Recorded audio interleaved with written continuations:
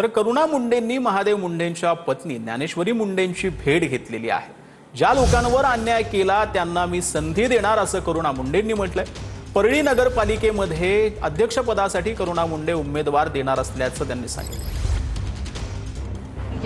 जे राजकारणी लोकांनी ज्या लोकांना त्रास देऊन त्यांच्या मताच्या जनताचे मताचा गैरवापर करून मोठे पदावर जाऊन मंत्री झाल्यानंतर आमदार झाल्यानंतर लोकांचा गैरवापर केलेला आहे मतदानाचा, तसे ज्या लोकांवरती त्या लोकांनी मोठे पुढारी नेते लोकांनी ज्या लोकांवरती अन्याय केलेला आहे ते अन्यायग्रस्त लोकांनाही मी संधी देणार आहे। किती लोक असणार, किती कॅन्डिडेट उभा करणार परत त्या शहरामध्ये आपण नगरपालिकेसाठी?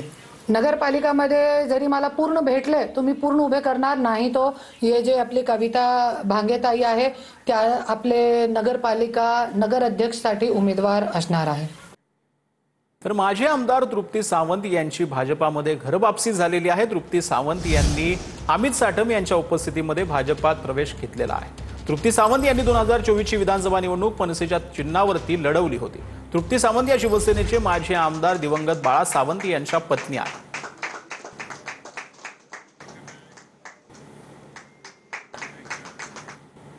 तर पुण्यातील वाढत्या गुन्हेगारी विरोधात ठाकरेंच्या शिवसेनेनं आंदोलन केलेलं आहे। पुण्यातील बाजीराव रस्त्यावरील SM जोशी चौकामध्ये हे आंदोलन करण्यात आलंय। गुंडांवर पोलिसांचा वचक राहिला नसल्यानं ठाकरेंची शिवसेना आक्रमक झाली आहे। ठाकरेंच्या शिवसेनेनं सरकारला बांगड्या आणि हळदी कुंकू जे आहे ते पाठवलेलं आहे।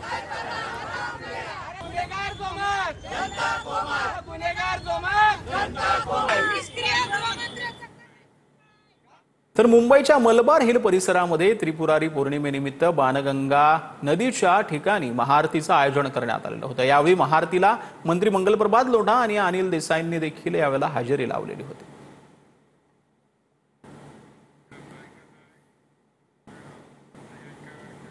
तर ठाण्यातील कोपिनेश्वर मंदिरामध्ये आज त्रिपुरारी पौर्णिमेनिमित्त दीप प्रज्वलन करण्यात आलं। ठाणेकरांनी दीप प्रज्वलन करून ग्रामदैवत कोपिनेश्वर महाराजांची पूजा अर्चना केलेली आहे। अनेक वर्षांपासून त्रिपुरारी पौर्णिमा मोठ्या उत्साहामध्ये साजरी केली जाते।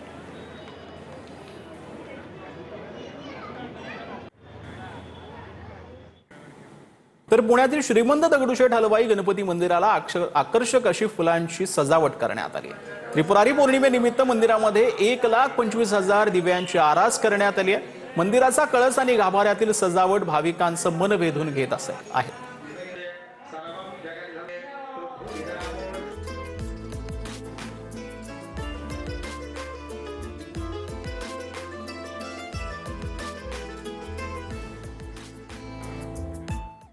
तर पुण्यातील जेजूर येथील खंडोबा मंदिरामध्ये त्रिपुरारी पौर्णिमेनिमित्त दीपोत्सव साजरा करण्यात आला। यावेळी देवस्थानचे विश्वस्त पुजारी वर्ग, ग्रामस्थ आणि कर्मचाऱ्यांनी दीप प्रज्वलन केलेलं आहे।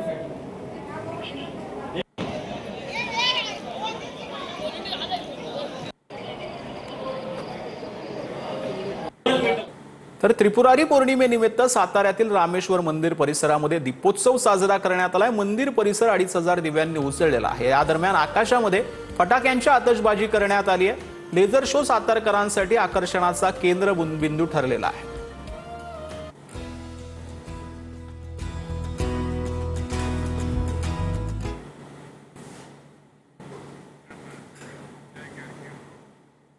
तर किल्ले रायगडवरती आता त्रिपुरारी पौर्णिमेनिमित्त मशाल महोत्सव साजरा करण्यात आलाय। मावळा प्रतिष्ठानकडून उत्सव तेजाचा जागर हिंदुत्वाचा या कार्यक्रमाचं आयोजन करण्यात आलंय।